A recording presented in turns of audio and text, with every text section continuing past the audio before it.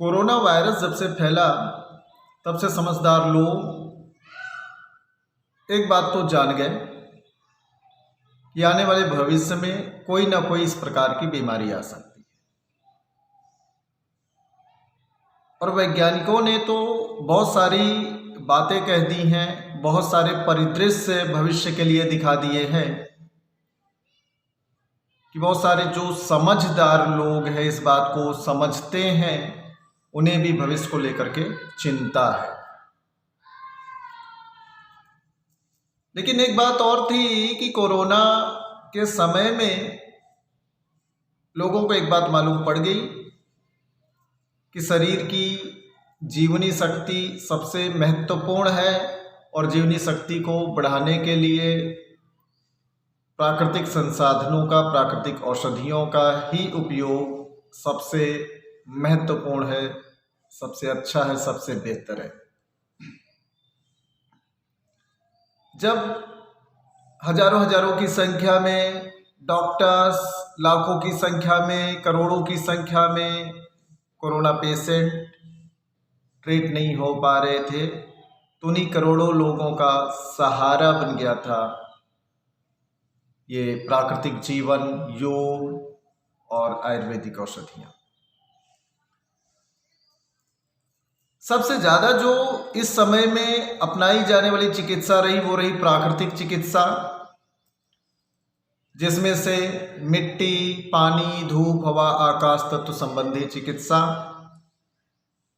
कि कैसा डाइट होना चाहिए, कैसा आहार होना चाहिए, और उसमें कुछ अलग अलग ट्रीटमेंट्स की भाप लेना, पूरे शरीर में भाप लेना और मालिश लेना, सेक लेना, शुद्धि क्रिया करना, मिट्टी चिकित्सा लेना, ये सारी चिकित्साएं इतनी ज़्यादा बेहतर काम कर रही थी कोरोना पेशेंट के लिए कि लोग जिन्होंने इसको अपनाया वो इसके आज तक के लिए अनुयायी बने हुए हैं। प्राकृतिक चिकित्सा कोई मामूली चिकित्सा नहीं है। जितनी पैथियां आपको इस संसार में दिखाई दे रही हैं उनमें सबसे ऊपर चिकित्सा है।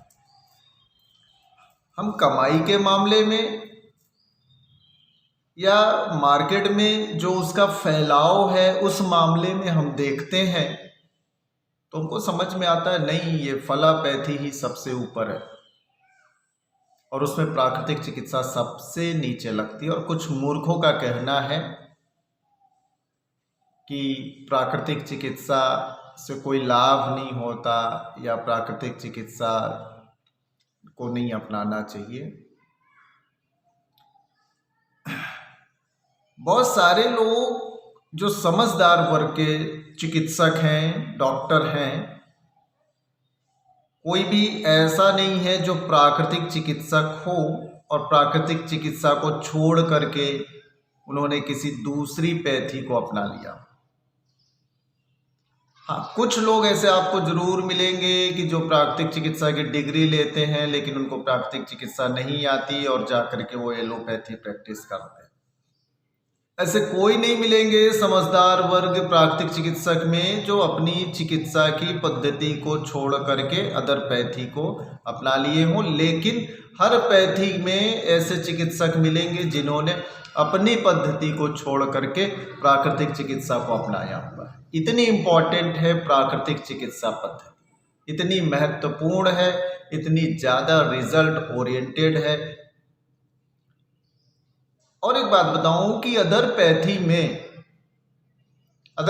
में सिर्फ शरीर की चिकित्सा होती है, लेकिन प्राकृतिक चिकित्सा एक ऐसी चिकित्सा है कि शरीर की चिकित्सा, मन की चिकित्सा एक साथ होती है और आपका जो आत्म तत्व है, आत्म शक्ति, आपकी आत्मा है, आपकी प्राण ऊर्जा है, ये सब भी बलिष्ठ हो जाती है। कोई ऐसी पैथी आप बता दीजिए कि जिसमें प्राण ऊर्जा बलिष्ठ हो जाती हो, जिसमें आत्मा बलिष्ठ हो जाती हो। प्राकृतिक चिकित्सा एक ऐसी पद्धति है। लेकिन प्राकृतिक चिकित्सा सिर्फ चिकित्सा नहीं है, सिर्फ पैथी नहीं है। प्राकृतिक चिकित्सा को जीवन जीने की सही कला, आदर्श जीवन जीने की कला कहा गया। और इस आदर्श जीवन जीने की कला को जो समझ जाए वो कलाकार बन जाए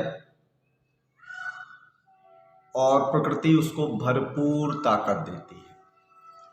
तो इसका मतलब ये जो आदर्श जीवन जीने की कला है ये सबके भाग्य में नहीं होती है। कैसे सबके भाग्य में नहीं होती है तो उसको भी आपको समझना चाहिए। आपने पुराणों में या किसी भी धर्म में उनके जो देवी देवताएं होते हैं, उनकी कहानियां होती हैं, उनकी कथाएं होती हैं, आप सुनते हैं तो सब में देवी देवताओं की लड़ाइयाँ और देवताओं और असुरों से लड़ाइयाँ, ज़्यादातर ये सारी चीज़ें दिखाई देती हैं XYZ किसी भी धर्म में। लेकिन कभी आपने प्रकृति की कहानी नहीं सुनी होगी, क्योंकि प्रकृति अपने आप में इतनी ज़्यादा शांत है, मौन है अपनी कहानी को व्यक्त करने के लिए कि सबको अपने वही देवी देवता दिखाई देते हैं। और वो देवी देवता आप ये समझ लीजिए कि प्रकृति के स्वरूप से ही चल रहे हैं, प्रकृति की ऊर्जा से ही चल रहे हैं। और यदि आप किसी भी देवी देवता की उपासना कर रहे हैं तो समझ लीजिए आप प्रकृति की भी उपासना साथ में कर रहे हैं। ब्रह्मा जी की 2 पुत्रियां हुई, एक प्रकृति, दूसरी माया। दोनों को निर्माण की कुछ शक्तियां थी। प्रकृति पंच तत्वों के साथ निर्माण कर सकती थी और जो माया थी वो पंच तत्वों के अलावा बहुत सारे तत्वों को माया रूप में बना सकती थी। अंतर इतना था कि जो प्रकृति के अनुसार निर्माण होता था उसमें वास्तविकता थी, उसमें निरंतरता थी, उसमें जीवन था। और जो माया की माया थी उसमें सिर्फ आकर्षण था और उस आकर्षण के पीछे जीव भागते थे। इन दोनों को एक ग्रह दिया जाता है कि आप ग्रह में जीवन को उत्पन्न करो। अपने हिसाब से आपने जो सीखा है, आपका जो विज्ञान है उसके अकॉर्डिंग आप अपने क्रिएशंस करिए। प्रकृति ने अपना क्रिएशन किया, वनस्पतियों को बनाया, जीवों को बनाया। तो माया ने अपना क्रिएशन किया। माया ने जो है मानव को चुना, मानव को चुनने के बाद उसके अंदर कुछ और क्रिएशन की शक्ति डाली, उसके अंदर आकर्षण की शक्ति डाली, उसके अंदर भूख जगाई, उसके अंदर महत्वाकांक्षा जगाई।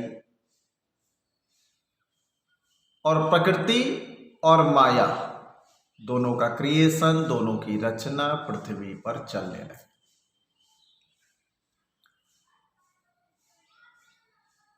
माया सिर्फ मानव के अंदर नहीं, समस्त जीवों के अंदर थोड़ी मात्रा में होती है, किंतु माया ने जिसे विशेष शक्ति दी, क्रिएशन की शक्ति दी, वह शक्ति जो है सिर्फ इंसानों को दी, सिर्फ मानवों को दी।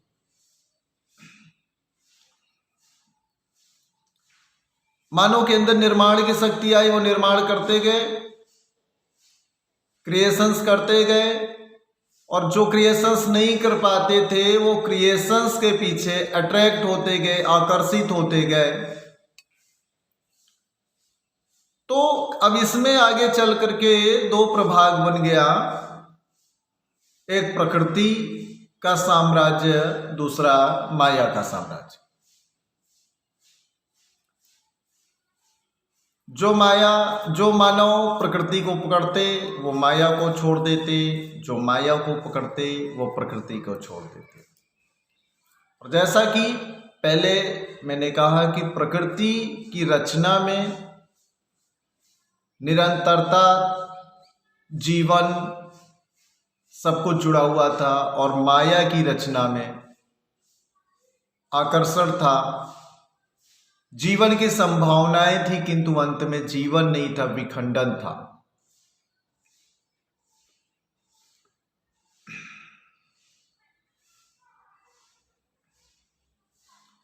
ये प्राकृतिक चिकित्सा अपनाना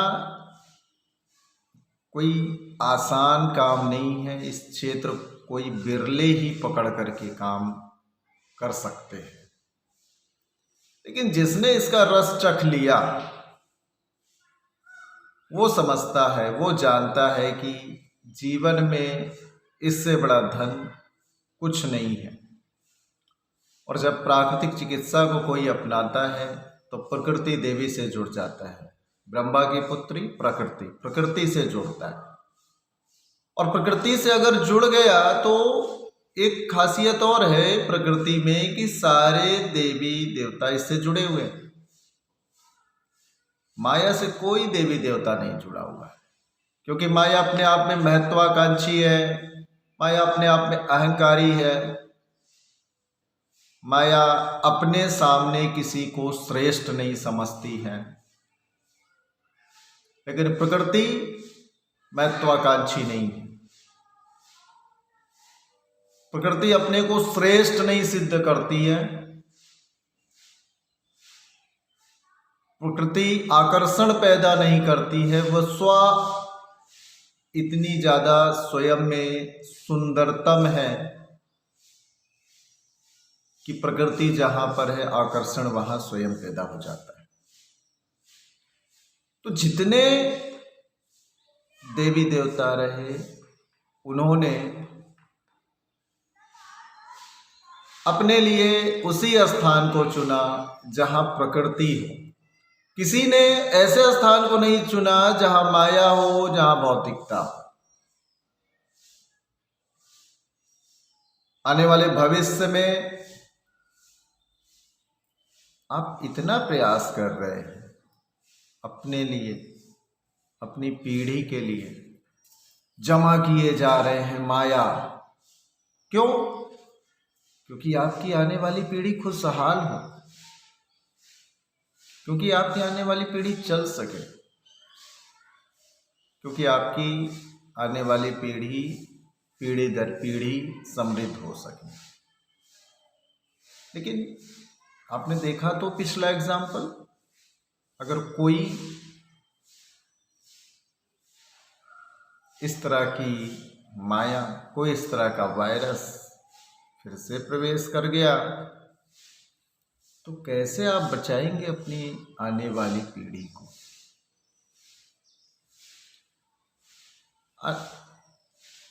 आपकी जो प्राचीन पूर्वज रहे, इनमें कुछ प्रकृति या पूरी तरह से प्रकृति थी, भौतिकता कम थी तो पूरी प्रकृति इनके जीवन में समाई हुई थी। ये सरसों के तेल, तिल के तेल से ही काम चला लेते थे, ये नीम की दातून में ही मस्त रहते थे, ये बाजरा और बेर्रा की रोटी में ही मस्त रहते थे, ये घर से बने हुए जो सब्जी के मसाले थे उसी में खुश हो जाते थे, ये पूरी कचौरियों में ही खुश हो जाते थे कि जो देसी तेल में निकाली गई है। वो खुश थे। और आज इधर रिफाइंड तेल में निकाली गई पूरियां, देश भर के फास्ट फूड, लोग खुश नहीं है। खुशी के साधन बढ़ गए, लोग खुश नहीं है।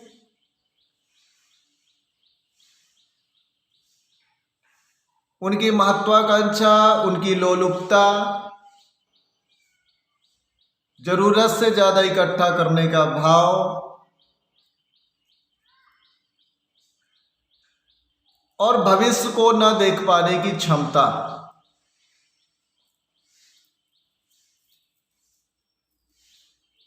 क्योंकि आने वाला समय जो ग्लोबल वार्मिंग है, जो प्रदूषण है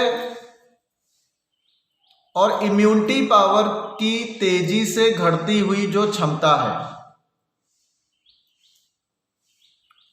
वो छोटे से वायरस में भी लोगों को ग्रसित कर देगी, गांव से गांव को एक बार में ही तबाह कर देगी। वो छोटा सा वायरस एक बार में ही एक पूरे गांव को तबाह कर सकता है, क्योंकि वायरस फैलता एक दूसरे से बड़ी तेजी से है। सारी बनी बनाई इकट्ठा की हुई चीजें धरी की धरी रह जाएंगी।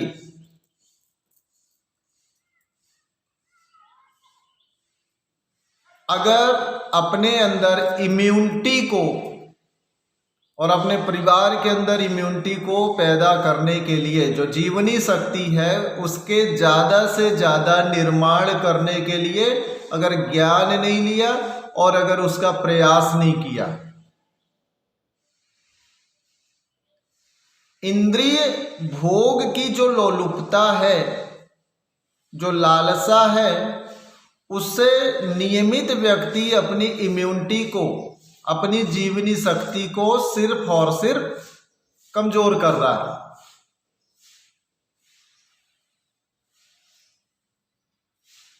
सुबह उठते ही जीभ की लोलुपता शुरू हो जाती है।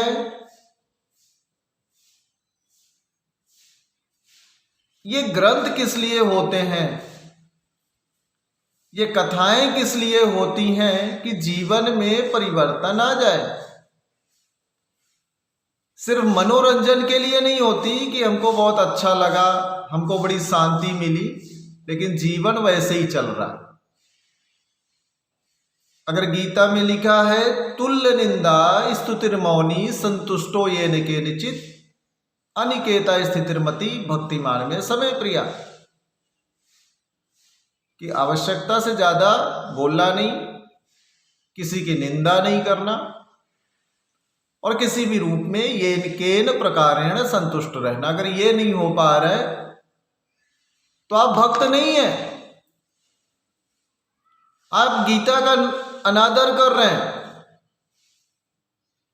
आप श्रीमद् भागवत का अनादर कर रहे हैं, आप ग्रंथों का अनादर कर रहे हैं, आप पुराणों का अनादर कर रहे हैं। अगर आप उनकी कथाओं को सुनने के बाद अपने जीवन को बदलने के लिए कोई प्रण नहीं ले पाते, कोई प्रयास नहीं कर पाते, और ये सभी आपको प्रकृति से जोड़ती है, और जब आप प्रकृति से जुड़ते हैं तो आपकी जीवनी शक्ति स्ट्रांग होती है, जीवनी शक्ति का निर्माण होता है, और वो जीवनी शक्ति किसी भी तरह के अवरोध, किसी भी तरह के वायरस से आपको बचा सकने में सक्षम होती है। अगर आपको धूप से बचना है, अगर आपको हवाओं से बचना है, अगर आपको कठोर अनाज से बचना है, अगर आपको इन घास फूसों से बचना है कि वो हमारे अंदर, हमारे भीतर न जाए, अगर आप अपने शरीर में कुछ समय के लिए खाली स्थान नहीं छोड़ सकते, आकाश तत्व नहीं पैदा कर सकते, आकाश तत्व को बढ़ाने का प्रयास नहीं कर सकते, उपवास मतलब आकाश तत्व, उपवास नहीं किया तो आकाश तत्व नहीं बढ़ा। उपवास किया भी तो कैसा उपवास किया कि अंदर भीतर भर रहा है, वो उपवास नहीं है। सिर्फ अनाज को छोड़ना उपवास नहीं है। आकाश तत्व का मतलब खालीपन, स्पेस, और वो स्पेस नहीं पैदा हुआ तो आकाश तत्व नहीं आया। और समस्त ईश्वरीय शक्ति आकाश तत्व में ही है, और आकाश तत्व नहीं आए तो आप ईश्वरीय शक्ति से नहीं जुड़ सकते। आकाश तत्व की साधना, उपवास कुछ समय के लिए शरीर में जो इम्यूनिटी डाइजेशन में खर्च हो रही है, अलग अलग श्रम में खर्च हो रही है, उस श्रम में, उस डाइजेशन में खर्च होने वाली जो जीवनी शक्ति है उसको सजोता है, उसको संभालता है, वो बच जाती है, और वो हमारे शरीर में एक्स्ट्रा जीवनी शक्ति सुरक्षित रहती है, संरक्षित रहती है। और ये तब काम आती है जब इस तरह से कोई समस्या, कोई विसंगति पैदा हो जाती, कोई वायरस पैदा हो जाता है, तो प्राकृतिक चिकित्सा मतलब वास्तव में अध्यात्म से जुड़ना, प्रकृति देवी से जुड़ना, सभी देवी देवताओं से जुड़ जाना। और अगर आप नहीं जुड़ पा रहे हैं तो ये आपके भाग्य में समझ लीजिए नहीं है, आपके भाग्य में सिर्फ माया है। और माया का जो अंत है, माया जो अंत देती है वो कष्ट, चिंता, संघर्षशीलता के साथ ही अंत देती है। तो बहुत सारे लोग प्राकृतिक चिकित्सा को नहीं समझ पाते हैं। आज मैं एक आध्यात्मिक तरीके से इसको आपके समक्ष समझाने के लिए मेरा प्रयास रहा। आपको बेहतर लगे तो फिर से सुनिए, दूसरों को भी सुनाइए। आगे प्राकृतिक चिकित्सा संबंधी और भी नए अध्याय खुलते रहेंगे, नई जानकारियाँ देता रहूँगा। नमस्कार, जय जगत।